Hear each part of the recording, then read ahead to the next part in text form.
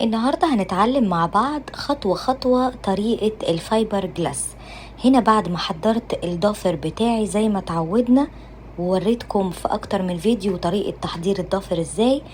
البيس كوت ده انا جايباه من شي ان، تقدري تستخدمي اي بيس كوت عندك، وفي كمان بيس كوت من بي ان بي مخصوص للفايبر جلاس.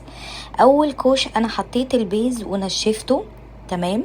تاني كوش انا حطيته على نص الضافر بس زي ما انتوا شايفين كده، بس من غير ما انشفه، لان الكوش التاني ده اللي من نص الضافر هو هيكون بديل الجلو بتاعي، هو ده اللي انا هلزق بيه الفايبر جلاس. وبعد ما اتأكدت ان الفايبر جلاس بتاعي واصل كويس من الحروف وما فيهوش اي فراغات، هنا انا بوريكم يا بنات انه لازم تاخدوا بالكم من الشعيرات الرفيعة جدا دي. بصوا هي مش باينة في التصوير بس بجد بتشوك جدا جدا، فخدوا بالكم من النقطة دي.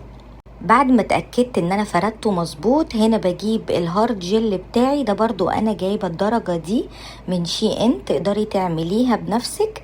هتجيبي هارد جل ابيض وتحطي عليه لون جل اصفر لحد ما تطلعي الدرجة اللي انتي محتاجاها.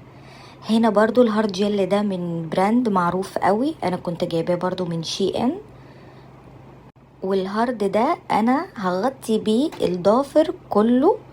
خلاص انا جيت هنا من عند النص عشان انا مش محتاجة اعمل فوليوم خالص.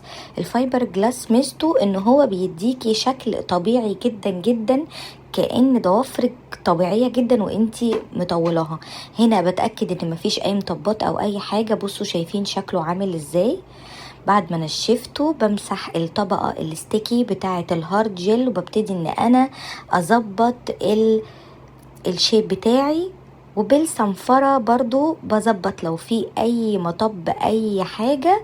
بقفل الجوانب بتاعتي ومنطقة الكيوتيكل. اخر حاجة معايا هي التوب كوت عشان يديله لمعة، وده بيكون شكله النهائي، بيكون شكله حلو قوي قوي قوي يا بنات، وبجد بيديكي نفس الافكت بتاع الضوافر الطبيعية.